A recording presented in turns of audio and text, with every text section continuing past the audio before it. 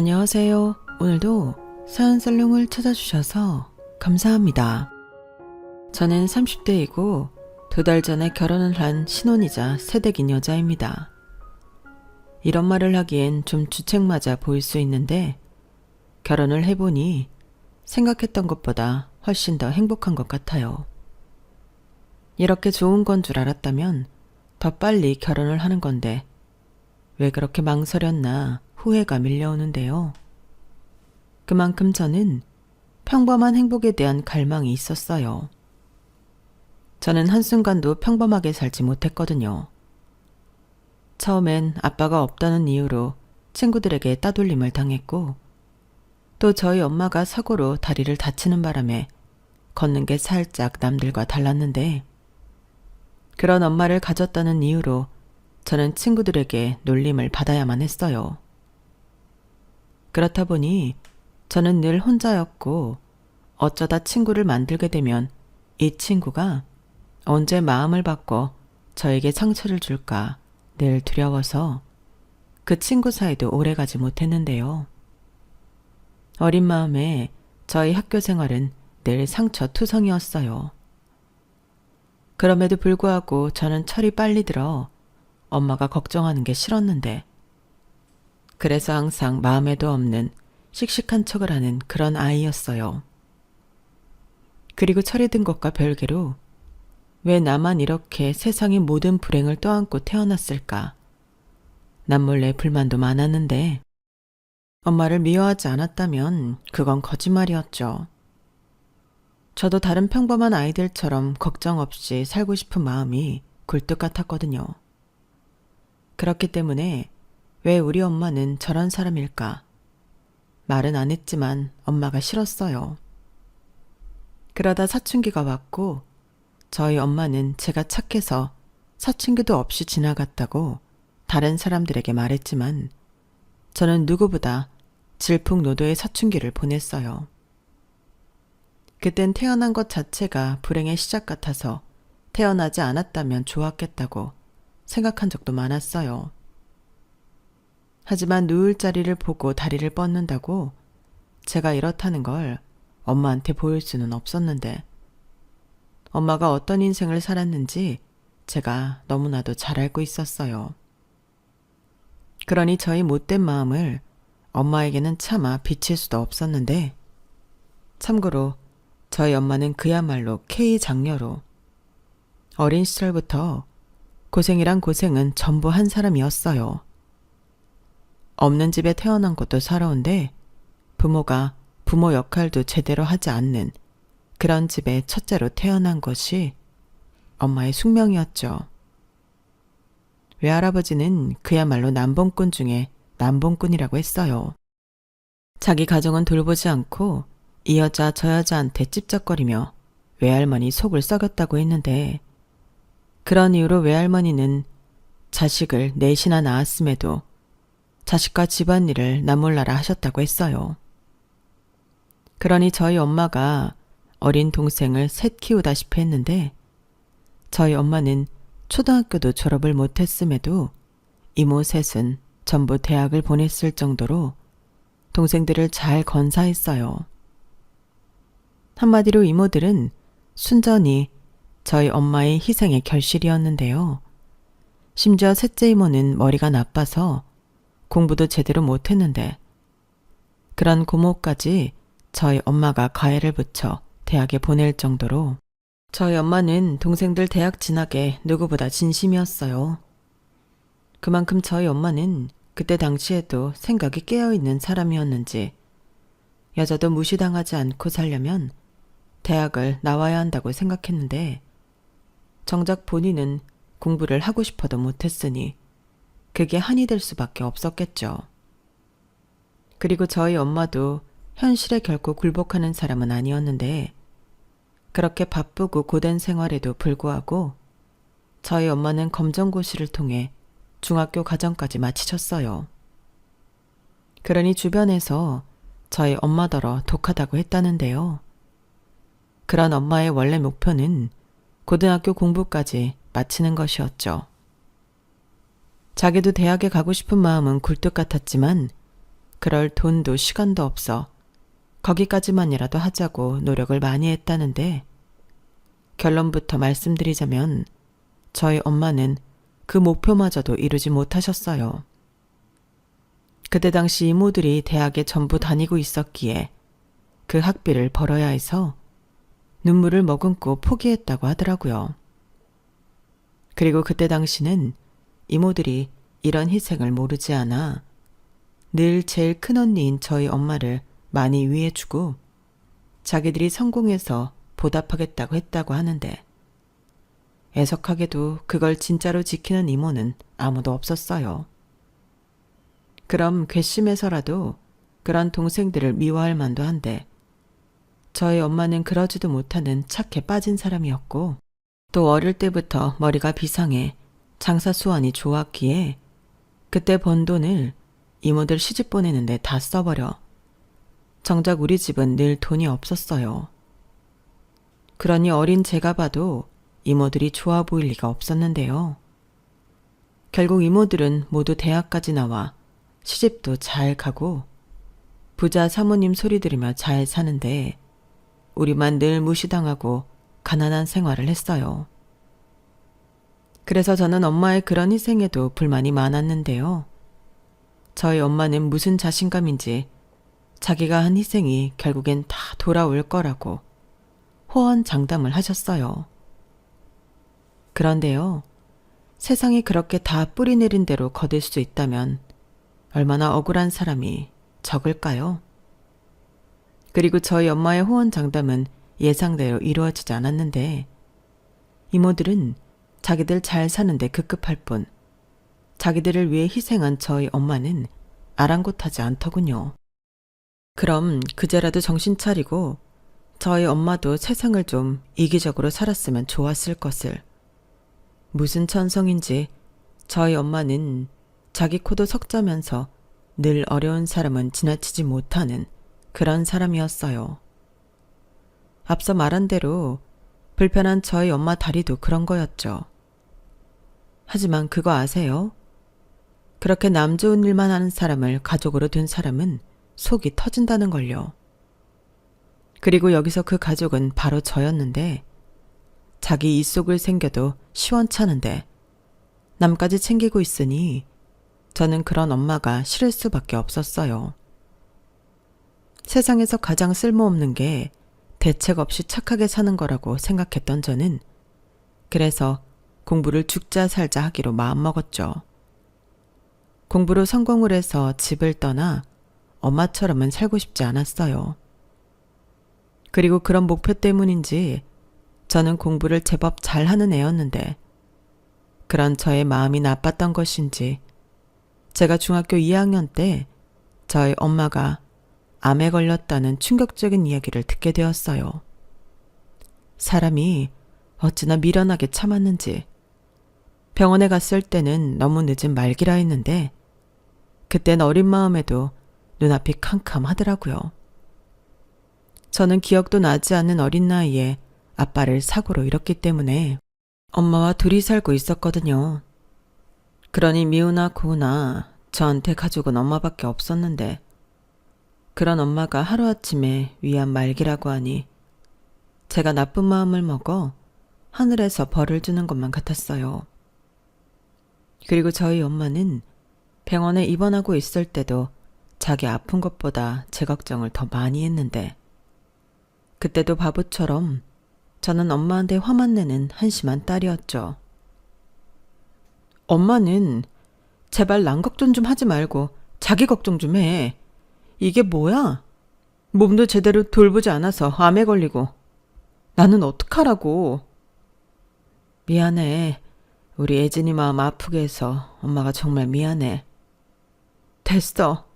이제 와서 그런 말이 무슨 소용이야. 예진아, 엄마가 예진이 정말 많이 사랑하는 거 알지? 엄마한테 가장 소중한 사람은 우리 딸밖에 없어.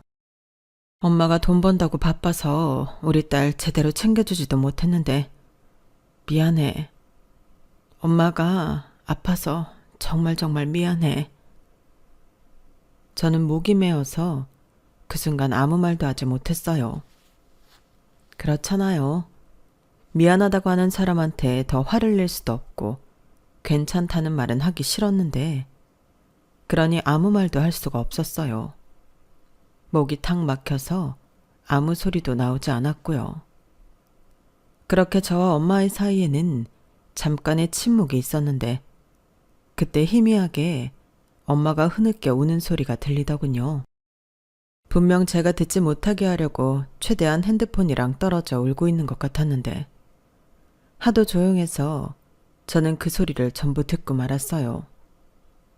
그리고 저도 눈물이 터지고 말았죠. 그날 이후 저는 매일매일 밤마다 울면서 기도했어요. 저희 엄마를 데려가지 마시라고.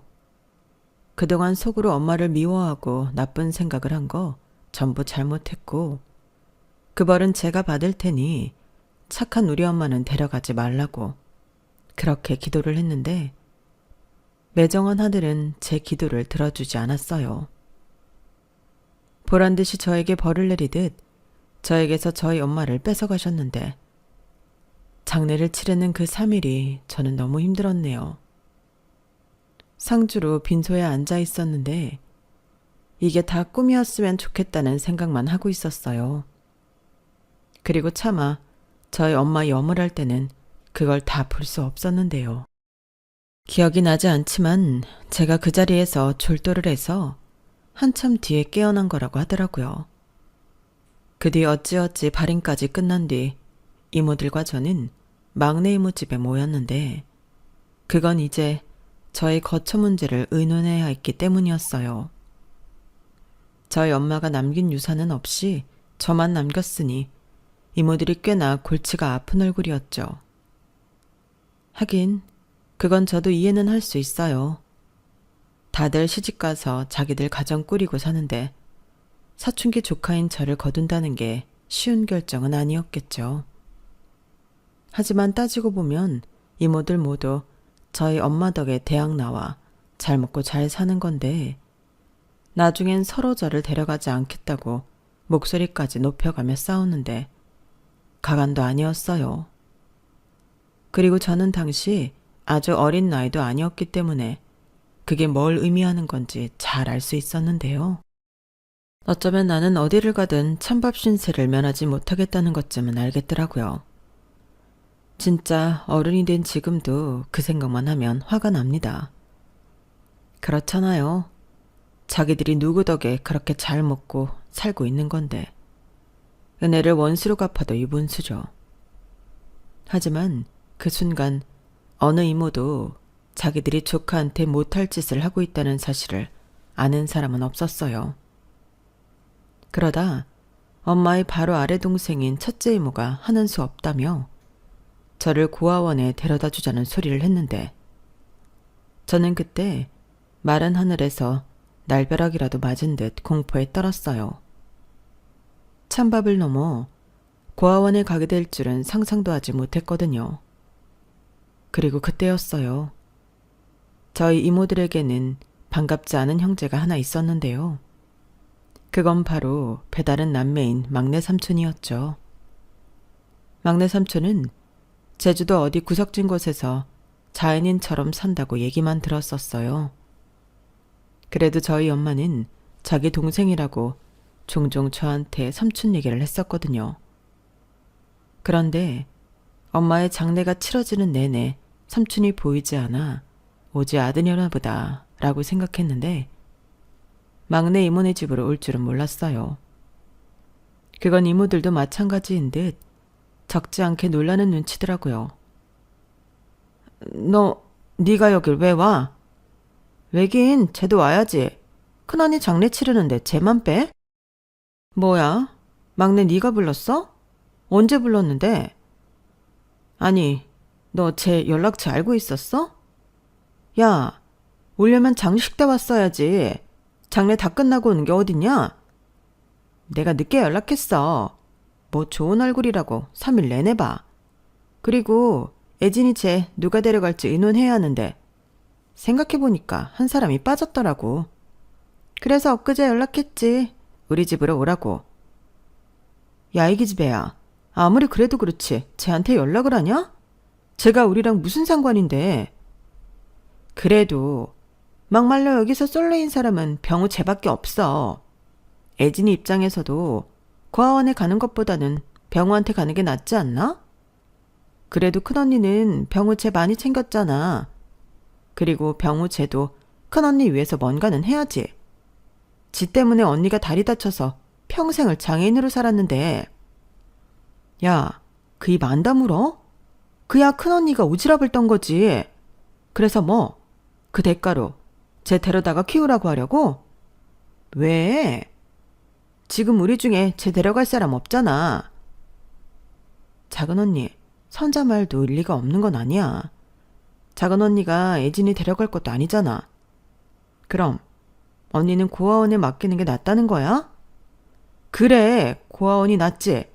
쟤가 다 큰 기집애를 어떻게 키워? 난 쟤 못 믿어. 웃기고 있네. 자기도 못 키운다고 했으면서 누굴 믿고 누굴 못 믿어? 하여간 뭐가 됐든 빨리 결정해.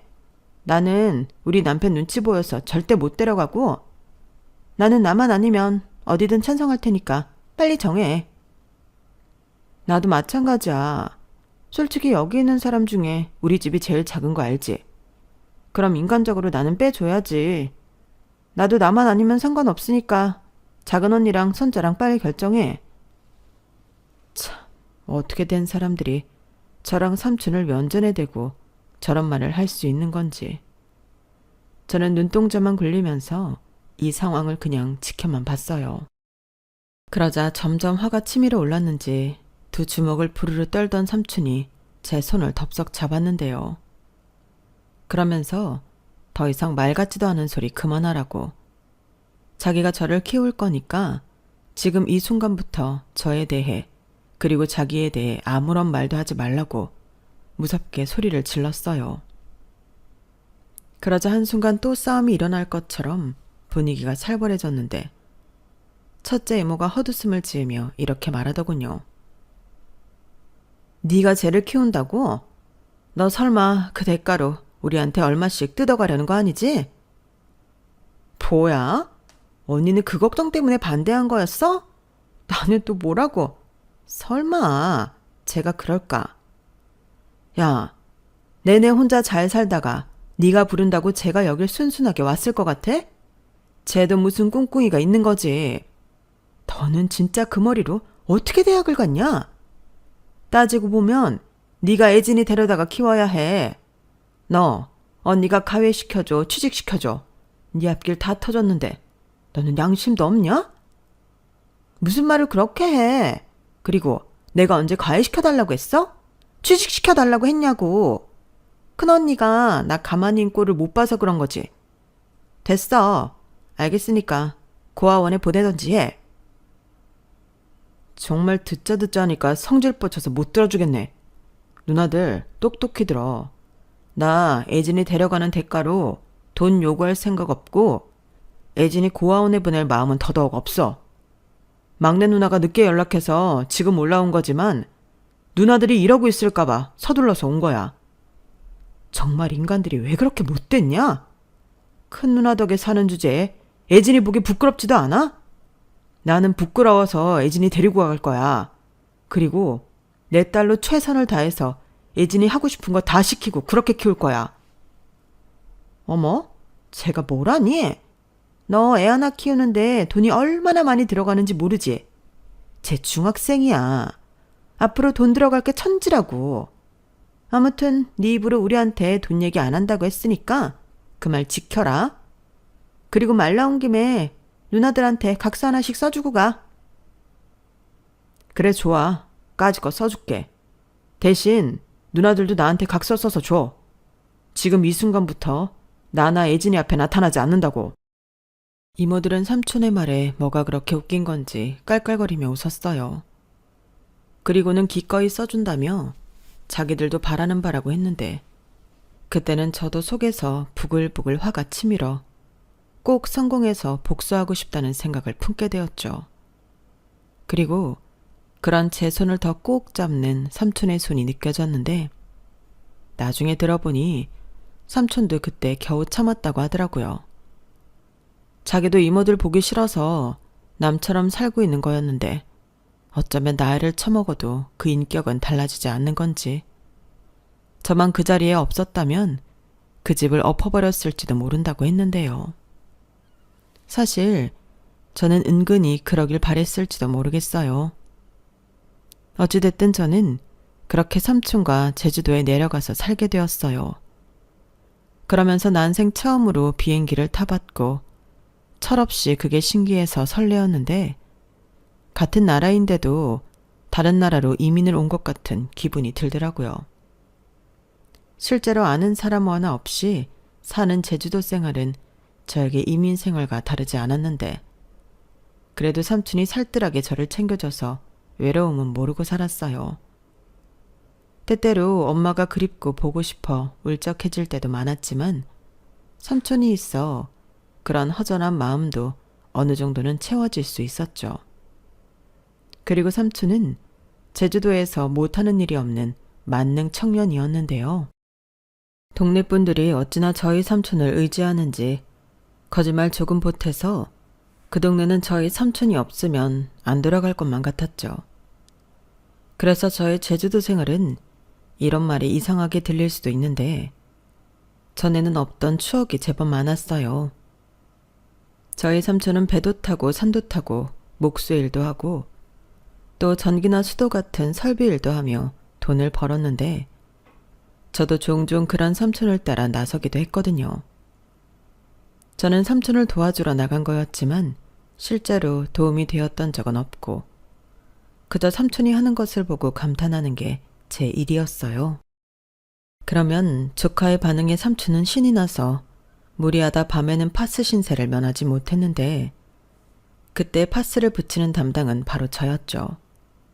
나중엔 눈 감고도 붙이겠더라고요. 그런데 그런 것도 하루하루 쌓이니 추억이 되었고 또 삼촌이 비교적 작은 규모의 밭을 가지고 있었는데 그 밭일을 같이 하면서 나중엔 환상의 호흡을 자랑하는 콤비가 되었어요. 그렇게 농사지어 수확한 채소는 우리가 맛있게 먹고 남는 건 장에 나가 팔기도 했는데 그 엄마의 그 딸이라고 제가 장사를 곧잘 하더라고요. 이건 삼촌이 인정한 사실이었어요. 그리고 삼촌과 농사일을 하면서 이런저런 이야기도 많이 나눴는데 그때 생각났죠. 가끔 제주도에서 올라온 당근이나 무 같은 게 있었는데 그게 삼촌이 농사를 지어서 보내준 거라는 걸요. 그리고 그때 저희 엄마가 네 삼촌은 못하는 게 없어 라고 했는데 배다른 남매라고 하지만 삼촌과 엄마는 참 많은 것이 닮은 사람이었어요. 그래서 처음부터 저는 삼촌이 좋았던 걸지도 모르겠는데 저를 고아원에 갈 뻔한 위기에서 극적으로 구해준 삼촌이 저에겐 생명의 은인과도 같았어요. 그래서 최대한 삼촌에게 짐이 되지 않겠다고 스스로 다짐했고 공부도 알아서 열심히 했는데요. 솔직히 학원은 가고 싶어도 꿈도 못 꿨어요. 그냥 문제집을 풀고 다 푼 문제집은 지워서 또 풀고 그러다 운 좋으면 선생님한테 프린트 같은 것도 받아서 풀었는데 그렇게까지 하는 중학생은 잘 없었기에 성적은 좋을 수밖에 없었죠.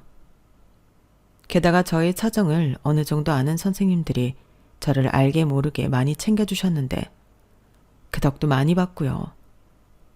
하지만 고등학교에 들어가서는 그것도 쉽지 않았는데요. 역시 학원에 가지 않으면 다른 아이들을 따라잡을 수 없더라고요.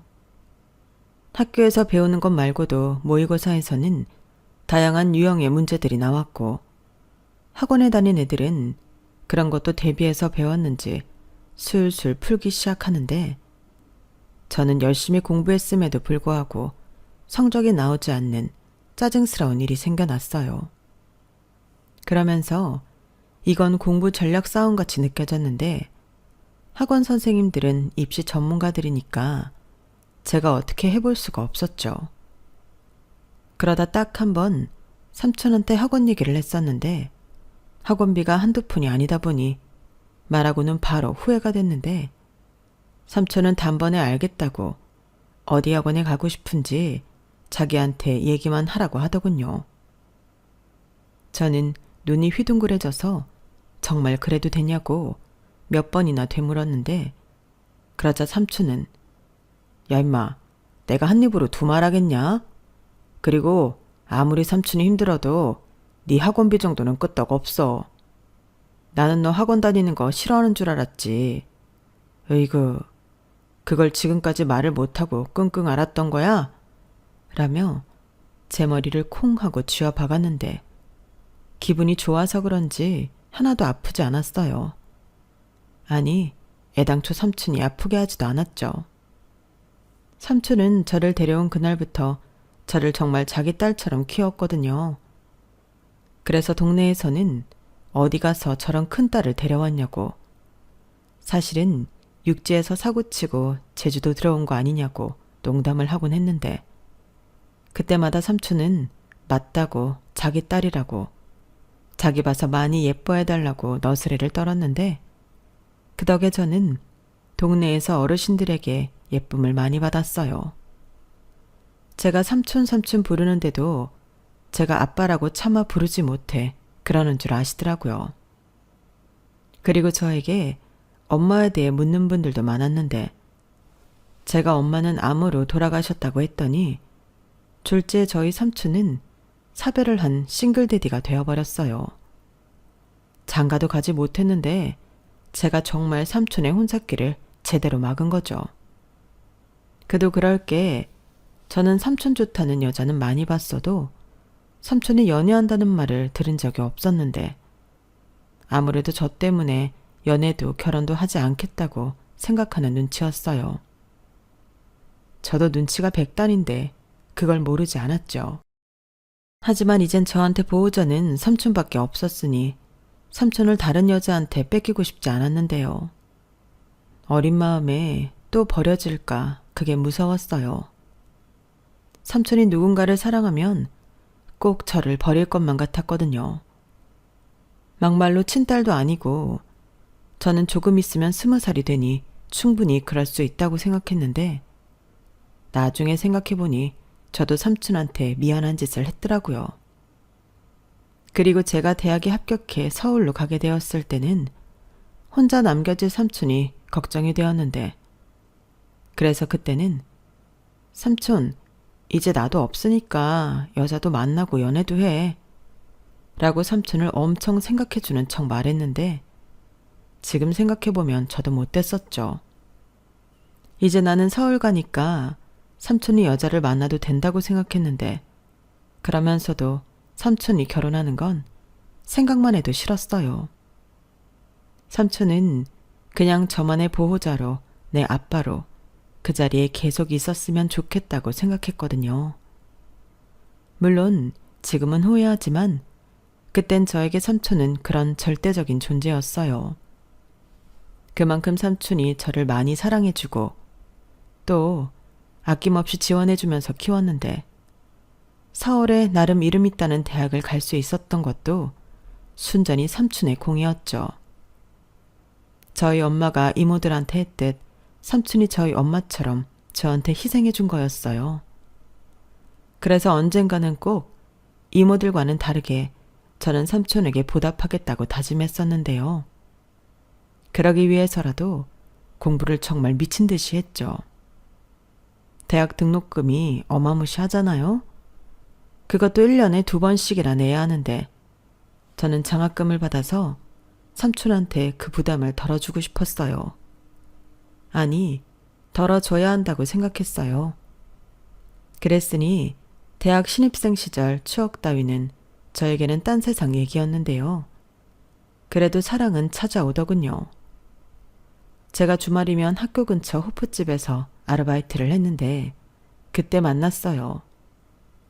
같은 학교에 공대를 다니는 저보다 2살 많은 오빠였는데 그냥 처음부터 좋더라고요. 저한테 잘해주는 그 뻔한 친절도 좋았고, 제가 무겁거나 곤란할 때 슈퍼맨처럼 나타나 저의 어려움을 착착 해결해주는데 저도 모르게 자꾸만 의지하게 되었어요. 그리고 학교에서 도서관이나 식당 같은 곳에서 우연히 만나기라도 하면 무슨 연예인을 만난 것처럼 신이 나서 어쩔 줄을 몰라 했는데 제가 또 친구가 없다 보니 그 오빠를 만나는 게 그렇게 좋더라고요. 지금 생각해보면 너무 티나게 좋아한 것 같아 살짝 억울한데 그만큼 저는 그 오빠가 좋았어요. 저랑은 정반대로 친구도 많고 말도 잘하고 잘 웃는 그 오빠를 보고 있으면 저도 모르게 제 얼굴에 미소가 걸렸는데 하루는 그 오빠가 그러더라고요. 예진이는 웃는 게 참 예뻐. 주변에서도 그런 말 자주 듣지? 라고 하는데 저는 전혀 아니었거든요. 한가하게 코미디 프로를 본 적도 없었고 그저 웃을 때는 삼촌이랑 농담 따먹기 할 때 정도였을 것 같은데 그때는 제가 웃는 게 예쁘다고 생각한 적이 없었어요. 그래서 아니라고 원래 잘 안 웃는데 오빠가 재미있어서 웃게 된다고 말했는데 제 말 어디가 그렇게 마음에 들었는지 그 오빠가 신이 나서 그럼 자기가 자주 웃게 해주겠다고 하더군요. 그때부터 본격적인 시작이었어요. 혼자 타지 생활을 하면서 외롭지 않았을 리가 없었으니까요.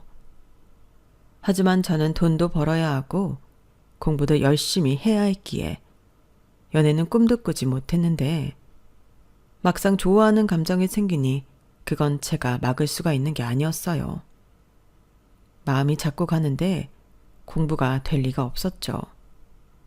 그리고 그 오빠도 저랑 같은 마음으로 서로 마음을 확인했을 때는 삼촌에게 미안하지만 공부고 뭐고 아무것도 중요하지 않았는데 그도 그럴 게 저한테 첫사랑이었어요. 사랑이라는 감정이 사실 뭔지도 잘 모르는데 그냥 하루 종일 기분이 붕붕 떠 있더라고요. 잠도 안 오고 피곤하지도 않고 그 사람 생각만 났는데요. 다행히 우리가 같은 학년이라 함께 공부하고 아르바이트도 하고 가끔은 데이트도 하면서 어찌 보면 이상적인 대학 생활을 했는데 그래서 성적이 많이 떨어지거나 그러지 않았어요. 그리고 삼촌한테 가장 먼저 남자친구가 생겼다는 걸 이야기했을 때는 삼촌이 초흥분 상태로 내일 당장 서울로 올라와 남자친구가 어떤 놈인지 보겠다고 난리였는데 제가 겨우 말렸어요. 그러자 삼촌은 우리 서로 이성 친구 안 만나고 우리 둘이 평생 사는 거 아니었냐고 농담을 했는데 그때 콕 하고 양심이 찔리더군요. 그래서 삼촌한테 지난날 연애도 못하게 한 걸 늦게나마 사과했죠. 야, 치사하다. 지 남자친구 생겼다고 이젠 삼촌 필요 없다 이거지? 도대체 어떤 놈이길래 내 조카가 푹 빠졌지? 원래 내 조카는 삼촌 바라기였는데. 설마 난 그런 적 없는데. 그리고 자꾸 놈이라고 하지 마. 아쭈 삼촌 앞에서 그놈 편을 들겠다? 자꾸 그래? 그리곤 그때 내가 어렸잖아. 지금 생각하니까 미안하더라고. 그러니까 이제 삼촌도 연애해. 삼촌 좋다는 여자 많잖아. 야, 그때가 언제야? 이젠 다 늙었는데 어떤 여자가 나를 좋다고 하냐? 인젠 너도 똑같이 당해봐. 삼촌은 절대 인정할 수 없어. 헤어져. 진짜야? 농담이지? 아니 무슨 농담을 그렇게 무섭게 해. 내가 사오라서 얼마나 외로웠는데. 그리고 내 입으로 말하는 건 그렇지만 진짜 좋은 사람이야. 삼촌만큼. 아무리 외로워도 아무나 만나면 안 돼. 안 되겠다. 삼촌이 가서 확인을 해야겠어. 원래 남자는 남자가 봐야 안다. 딱 기다려. 삼촌이 금방 비행기표 끊어가지고 날아갈 테니까. 삼촌은 제가 말리고 또 말렸지만 결국에는 정말 서울로 올라왔어요. 그리고 저를 보자마자 그놈을 보여달라고 시끄럽게 굴었는데 하는 수 없이 남자친구를 호출했어요. 그리고 저는 이런 일이 생길까봐 평소에도 남자친구한테 삼촌 이야기를 많이 했는데요. 그러니 제가 삼촌이 왔다고 연락을 하니 바짝 군기가 들어서 달려왔어요. 그리고는 무슨 군대 선임이라도 만난 듯 아주 큰 소리로 안녕하십니까? 저는 애진이 남자친구 김성민이라고 합니다. 라고 90도 인사를 했는데 덕분에 아주 쪽팔리고 난리도 아니었죠. 그런데 그런 점이 저희 삼촌한테는 꽤나 좋은 인상을 남겼는지 이에 뒤질세라 큰 소리로 그래 반갑다. 나는 애진이 삼촌이야. 라고 하는데 저는 그냥 두 남자를 거기에 두고 도망쳐버렸어요. 그런데요. 저는 그러면 그 두 사람이 서먹해져서 금방 저한테 연락을 할 줄 알았는데 그 후로 몇 시간이 지났는데도 두 사람은 제 연락도 받지 않고 어디론가 사라져버렸어요. 덕분에 저는 학교 근처를 이잡듯이 돌아다니며 그 두 사람을 찾아 헤매었는데 남자친구의 친구가 학교 근처 PC방에서 남자친구와 어떤 아저씨를 봤다고 이야기해 주더군요. 둘이 아주 영혼의 단짝처럼 소리 지르고 난리도 아니라고 했는데 저는 눈썹이 휘날리게 그 문제의 PC방으로 달려갔어요. 그러자 정말로 남자친구와 삼촌이 게임에 푹 빠져서 놀고 있었는데 저는 말없이 그 두 사람 뒤에 서서 이게 뭐 하는 짓이냐고 말했어요. 아니, 삼촌이 제주도에서 서울까지 올라온 데는 이유가 있었잖아요. 그런데 제가 없는 그 몇 시간 동안 무슨 일이 있었던 건지 이젠 둘이 호영호재하는 사이가 되었는데 그날 저녁 술도 마시고 둘은 헤어지기 싫다고 제 자취방까지 함께 갔어요. 그리고 거기서 또 술을 연거푸 먹는데 제가 삼촌한테 이럴 거면 뭐하러 올라왔냐고 소리를 빽 질렀죠. 그러자 두 사람이 놀랐는지 일제히 저를 쳐다봤는데 둘 다 눈이 풀려 있더군요. 쟤 성깔 있어. 내 조카라 아까는 말은 못했는데 너 옳은 선택이 아닐 수 있다. 에이 아니에요. 애진이 착해요. 똑똑하고 잘 웃고 얼마나 예쁜데요. 사실 제가 애진이 처음 보고 반했다니까요. 오, 자식 남자답네. 너 화끈해서 마음에 든다. 너 정도면 내가 우리 애진이 맡길 수 있지. 감사합니다. 제가 최선을 다해서 애진이 아끼고 사랑할게요. 근데 이 집에는 오늘부로 발들이지 마라. 내 조카 집에 아무리 남자친구라도 들락날락하는 건 용서할 수 없어. 대신 내가 있을 땐 괜찮아. 정말입니까? 그럼 자주 오세요. 애진이가 저 여기 못 오게 한단 말이에요. 제가 그렇게 불결해 보이나요? 진짜 못하는 소리가 없다. 둘이 언제 그렇게 친해진 거야? 같이 PC방 가서 도대체 뭘 했어? 뭘 하긴 PC방 가서 게임했지. 그리고 남자는 같이 게임하고 술 먹으면 어떤 놈인지 파 끝이야. 근데 성민이는 애가 너무 착해.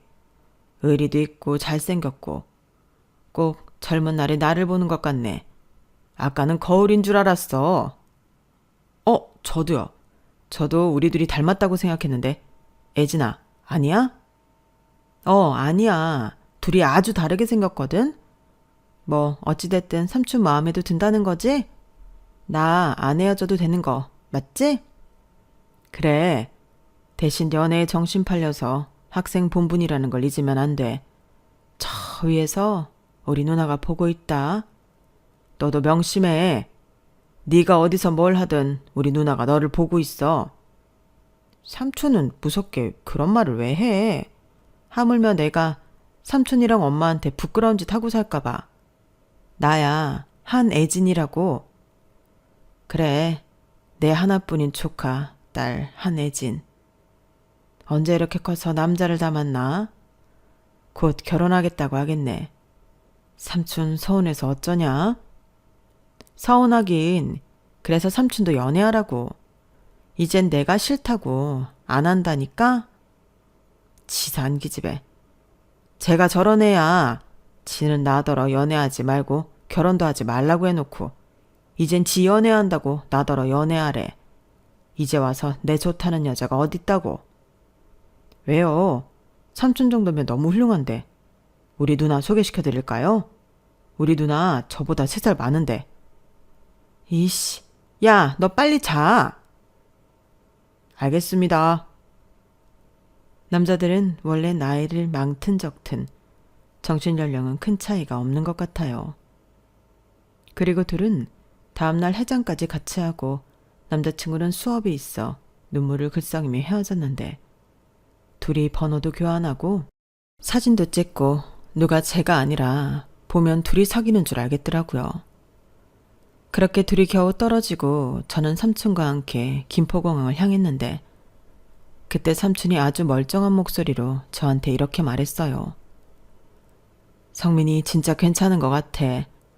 그래도 남자는 다 믿는 거 아니다. 아니다 싶으면 미련 갖지 말고 바로 차버려. 그리고 무슨 일 있으면 바로 삼촌한테 얘기하고. 뭐야? 둘이 아까는 헤어지기 싫어서 생쇼를 하더니 아까 그건 연기한 거야? 그럴 리가. 그래도 사람을 어떻게 한 번 보고 아니? 물론 삼촌 눈에는 여러모로 괜찮은 애인 것 같아서 마음 놓고 가는 거야.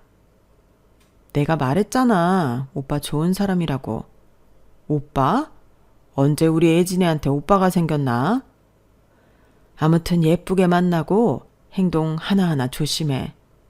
삼촌은 널 믿지만 그래도 노파심해. 렴렴아, 나 삼촌 실망시키지 않을 거야.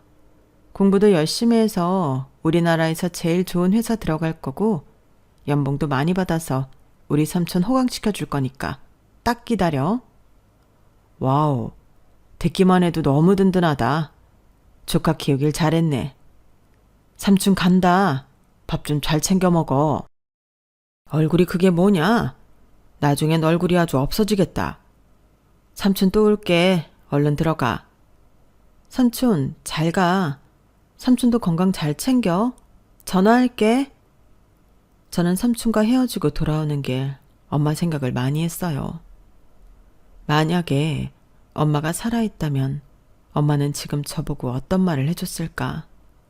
뭐 그런 생각을 했는데 엄마 생각을 해서 그런지 그날은 하루 종일 엄마가 보고 싶었어요. 그러고 보니 저에겐 삼촌이 엄마 대신이고 또 아빠 대신이었는데 그래서 더 삼촌을 걱정시키고 싶지 않았던 거죠. 그리고 삼촌을 만난 뒤 남자친구 역시 삼촌이 너무 좋은 사람이라며 하루 종일 저희 삼촌 얘기만 했는데요.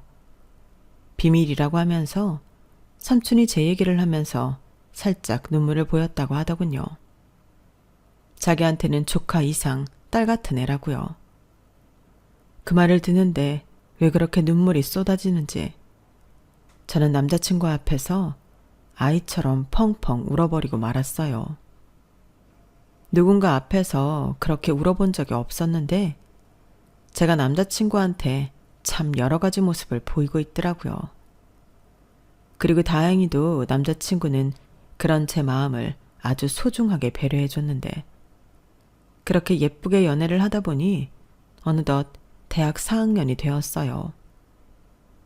둘 다 취업이라는 큰 산을 넘기 위해 무진장 노력했는데 저는 제가 원하는 H모 대기업 입사에 성공했고 남자친구는 애를 좀 먹긴 했는데 졸업 후 봄이 지나고 나서야 유명 IT 회사에 입사하게 되었어요.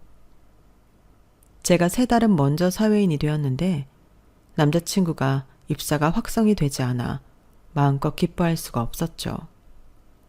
그리고 그 3달 동안 저는 남자친구와 함께 마음을 졸이며 합격 소식만을 기다렸는데 남자친구가 합격했다고 했을 때는 제가 입사한 것보다 더 많이 기뻤던 것 같아요. 그리고 둘 다 사회초년생이고 회사가 다르다 보니 떨어져 있는 시간이 길 수밖에 없었는데요. 연애 기간이 길었던 저희도 그때는 살짝 위기가 왔어요. 어쩐지 서로에게 소홀하다는 서운함이 들더라고요. 하지만 그렇다고 헤어지고 싶을 정도로 남자친구가 싫은 건 아니었는데 솔직히 남자친구의 마음이 변했을까봐 무서웠던 것 같아요. 그런 조바심이 제 마음을 자꾸만 힘들게 했는데 하루는 저만 이러는 것 같아 남자친구한테 투정을 부리기도 했죠. 그러자 남자친구는 절대 그런 일 없다며 자기는 저랑 결혼까지도 생각하고 있다며 자기를 기다려달라고 했는데요. 사실상 그게 저에게는 프로포즈와 다르지 않았어요. 당장 할 수 있는 건 아니었지만 너무 기뻤거든요. 그리고 그날 이후 우리 계속 함께하는 그런 상상을 종종 했었는데 생각만 해도 너무 행복할 것만 같았어요. 결혼하면 어쩌면 그때는 나도 평범한 행복을 누리고 살 수 있지 않을까 그런 생각이 들었는데 그래서 한 푼 두 푼 결혼할 때 쓰려고 돈도 잘 안 쓰고 모았죠. 그렇게 프로포즈를 받고 3년하고도 4개월이 지났어요. 벌써 연애를 시작한 지도 6년이 지났는데 그때 남자친구가 우리가 처음 만난 날이 언제인지 기억하냐며 바로 오늘이라고 저에게 프로포즈 반지를 건네주더라고요. 그 기분이란 지금도 아주 생생하게 너무 기뻤는데 이제 혼자가 아닌 둘이라는 게 하늘을 날 것만 같았어요. 그리고 그날 바로 삼촌에게도 이야기를 했는데 삼촌도 드디어 이제 하냐며 언제 한번 둘이 제주도에 오라고 씨암탉 대신 치킨에 맥주를 마시자고 했어요. 그래서 말 나온 김에 정식으로 인사를 간다고 저와 남자친구는 제주도에 갔고 제주도에서 2박 3일 내내 삼촌과 셋이 낚시도 하고 수영도 하고 모처럼 즐거운 시간을 보냈죠. 그리고 대망의 제가 예비시댁에 인사를 가게 되었는데 얼마나 떨렸는지 모릅니다. 사실 제가 그다지 좋은 조건을 갖고 있지 않잖아요. 엄마 아빠 다 안 계시고 엄마의 이복 동생인 삼촌 손에 자랐으니 그런 걸 이해해 주실까 겁이 났는데 등줄기에서 식은땀이 얼마나 흘렀는지 몰라요. 물론 남자친구는 아무 걱정할 필요 없다며 자기가 이미 불편한 이야기 나오지 않도록 사전에 다 얘기했다고 했는데 제 마음은 그럼에도 불구하고 요동치고 있었죠. 하지만 예비 시부모님을 보는 순간 그랬던 제 마음은 한순간 평화를 되찾았는데요. 예비 시어머니는 저를 보자 너무 반갑다며 저를 품에 꼭 안아주셨어요. 그리고 예비 시아버님도 인상이 참 좋았는데 특히 당신의 아내를 살뜰하게 챙기는 그런 모습이 좋아 보이더라고요. 그리고 그런 아버지를 보고 자랐기에 남자친구도 이토록 다정했던 거구나. 새삼 가정교육의 힘을 느낄 수 있었는데 걱정했던 시누이도 좋은 사람이었어요. 다만 선머슴 같은 모습이 있어 처음엔 당황했는데 표현이 좀 과격할 뿐 마음은 누구보다 정이 많은 사람이더라고요. 그런 부분은 저랑 참 잘 맞았는데 그래서 저희 둘은 금방 친하게 지내게 되었어요. 자기는 자기 동생보다 제가 더 좋다며 자기 여동생 하라고 했는데 이 집에는 제가 그토록 바라는 온기와 사랑이 있더라고요. 그래서 사실 더 남자친구와 하루빨리 결혼하고 싶었죠. 그리고 그 후 상견례를 시작으로 결혼 준비가 본격적으로 시작되었는데 친정 부모님이 없는 저를 위해 양가 혼주 자리는 전부 없애자고 시부모님이 먼저 말씀하셨죠. 그러면서 삼촌이 저에게는 아버지 같은 존재이니 삼촌 손을 잡고 신부 입장을 하는 게 어떻겠냐고 조심스럽게 이야기를 해주시는데 그 마음이 너무나도 감사해서 저는 또 눈물이 나오고 말았어요. 결혼을 앞둔 뒤로는 삼촌 생각을 하면 그렇게 눈물이 나더라고요. 그러자 시부모님이 살짝 놀라셨는데 그때 시아버님이 분위기를 바꿔보시려고 자기도 아들 손을 잡고 식장에 들어가겠다고 농담을 하시더군요. 그렇게 다시 분위기는 화기애애하게 달라졌고 저는 시부모님의 따뜻한 배려와 사랑으로 결혼 준비를 이어갈 수 있었는데 그러다 결혼식이 코앞에 닥쳐 삼촌이 서울로 올라왔어요. 이미 신혼집도 마련하고 신혼 살림도 전부 채워 넣었는데 삼촌은 제가 결혼하는데 아무것도 해준 게 없다며 돈 5천만 원이 든 봉투를 저한테 내밀었어요. 이게 뭐야? 삼촌이 무슨 돈이 있어서 이렇게 큰 돈을 줘? 됐어. 나 이미 결혼 준비 다 했어. 돈 안 부족했으니까 이 돈은 가지고 있다가 삼촌 써. 야, 내가 이 돈 너 시집갈 때 쓰려고 모은 돈이거든? 물론 적다고 하면 적은 돈인데 그래도 너한테 쓰려고 모은 돈이니까 받아. 싫어. 그리고 이 돈이 왜 적어? 너무 큰 돈이라서 안 받는 거야. 삼촌 필요할 때 쓰라고. 삼촌은 이미 노후 준비도 다 되어 있고 이 돈 없어도 살아. 내가 처자식이 있냐 빚이 있냐. 풍족하게 살지 못해도 궁핍하기는 안 산다 이거야. 그리고 네가 이 돈을 받아야 삼촌도 나중에 할 말이 있지. 무슨 말? 나한테 생색 내려고? 그럼 나는 아주 죽을 때까지 생색 내고 살 거야. 그리고 우리 누나한테도 나중에 생색 좀 내야지. 정말 못 말려. 그래도 싫어. 삼촌 고생해서 모은 돈일 텐데 내가 그 돈을 어떻게 써? 삼촌이 누구 때문에 고생했는데 다 너 때문이잖아. 아니, 네 덕이야. 네 덕에 삼촌 정말 열심히 살았다. 그리고 원래 여자들이 결혼하면 비상금 갖고 있고 그러는 거야. 그래야 목소리에 힘이 있지. 정말 유난이야. 그리고 우리는 전부 공동 관리하기로 했는데 내가 비상금 갖고 있으면 반칙이지. 순진한 것. 성민이 걔는 비상금 안 만들 것 같냐? 원래 남자친구랑 남편은 같은 사람이 아니다. 원래? 총각이 그걸 어떻게 알지? 나 몰래 도둑 결혼이라도 하고 왔나? 뭐래? 삼촌 이래봐도 순수하다. 그리고 삼촌은 자만추를 선호해. 자만추 알지? 자연스러운 만남을 추구한다. 진짜 촌스러워. 삼촌 나이에 무슨 자만추. 차라리 이 돈으로 결혼정보회사 그런 데 가입할까? 야, 삼촌 아직 그 정도는 아니거든. 남자가 존심이 있지. 너나 잘 살아. 삼촌이 그렇게 말 안 해도 잘 살 거거든. 우리 사이 되게 좋은 거 몰라? 알지. 그래서 사실 안심이 되긴 해. 성민이한테 잘해줘. 그리고 뭐? 행복해라. 어릴 때 못해본 투정도 다 부리고 남들 사는 것처럼 배꼽 빠지게 깔깔깔 웃으면서 살아. 네 잘난 이모들보다 훨씬 더 행복해. 알겠어? 그리고 삼촌이 능력이 있었으면 더 잘해줬을 텐데 미안하다. 무슨 소리야. 그리고 왜 갑자기 사람을 울려. 삼촌이 미안하긴 뭐가 미안해. 삼촌 아니었으면 나 어디서 어떻게 살았을지도 몰라. 그리고 나도 다 알아. 내가 삼촌 젊은 날 다 뺏어갔다는 거. 아니야. 삼촌의 예진이 너랑 같이 있을 수 있어서 너무 행복했어.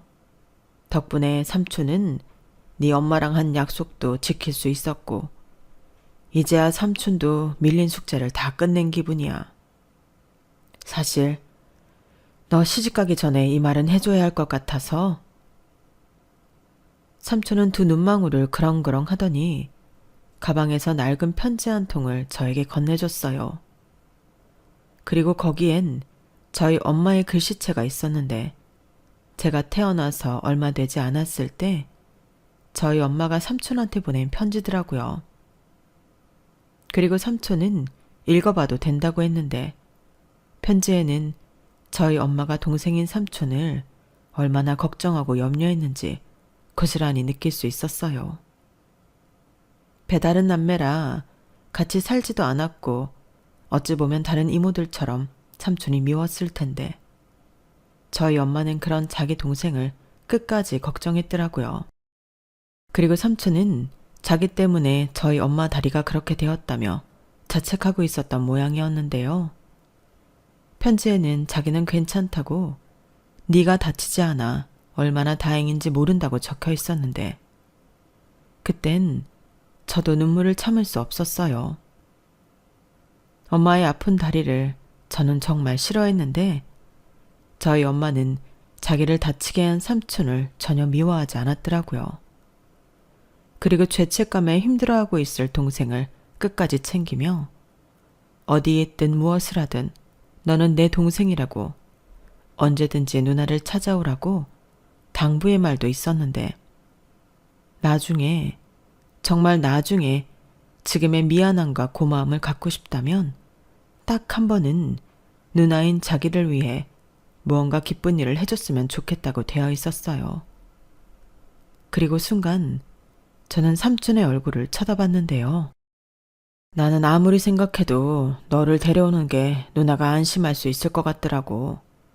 그리고 내가 너를 잘 키우면 누나가 기뻐할 수밖에 없겠지. 그런 생각이 드는데 너랑 같이 산 이후로 나는 늘 숙제를 하는 기분이었어. 네가 서울에 있는 그 유명한 대학에 들어갔을 때도 나는 하늘을 보고 누나한테 어떠냐고, 기쁘지 않냐고, 나 약속 잘 지키고 있다고 이야기했는데 어느 순간 내가 착각했다는 걸 알았다. 이건 누나가 기쁜 일이 아니라 내가 기쁜 일이었어. 너 같은 조카를 키우는데 어떻게 안 기쁠 수가 있어.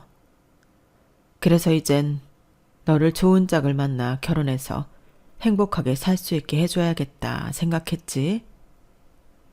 그래서 내가 결혼하니까 이제 홀가분해? 숙제 끝난 것 같아서.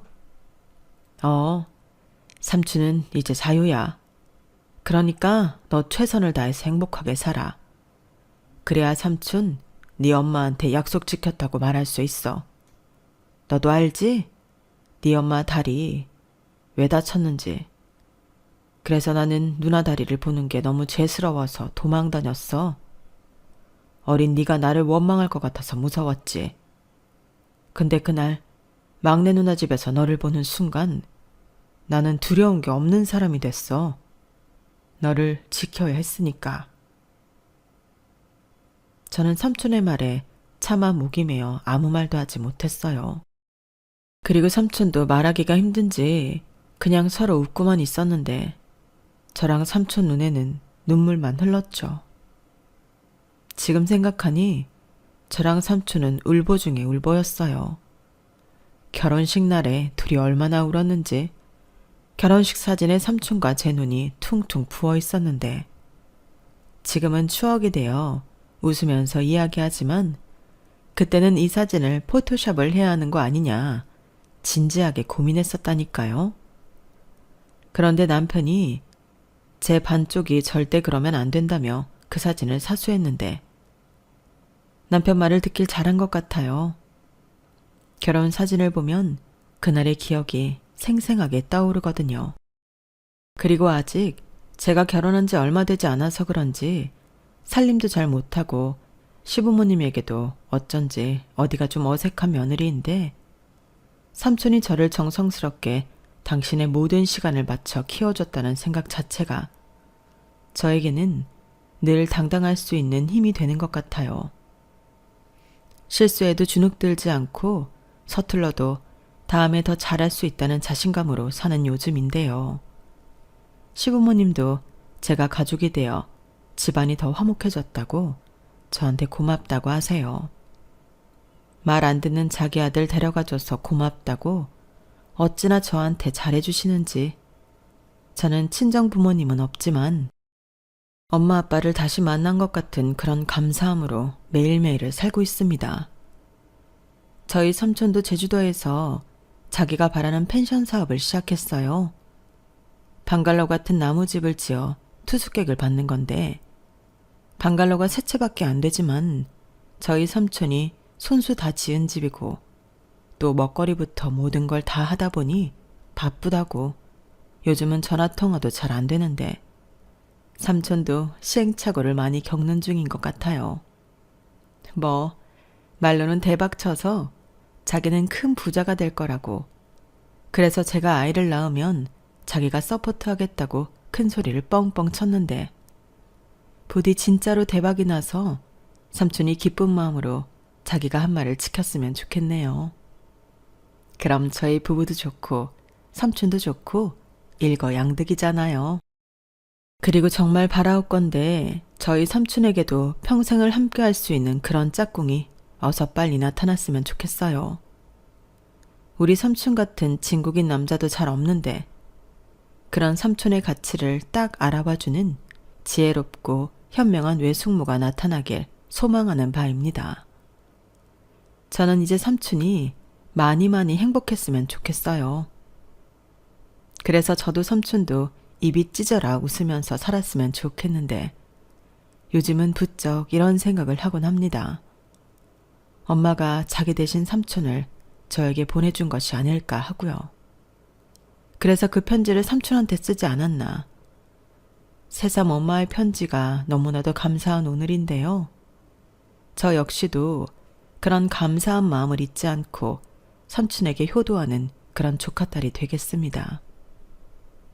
저의 지나온 시간은 다사다난하고 치열했지만 남은 긴 인생은 건강하고 행복한 일만 가득했으면 좋겠어요. 이상 저의 살아온 인생 이야기였고요. 지금까지 들어주신 모든 분께 감사의 마음을 전하고 싶습니다. 제 부족한 글 읽어주시고 들어주셔서 감사해요. 늘 건강 잘 챙기시고 매일매일이 반짝반짝 빛나는 행복한 날 되시길 진심으로 바라겠습니다. 다시 한번 감사합니다. 안녕히 계세요. 여러분, 사연 댓글에 응원과 현명한 조언 부탁드려요. 좋아요와 구독은 저에게 큰 힘이 됩니다. 오늘도 좋은 일 가득하세요.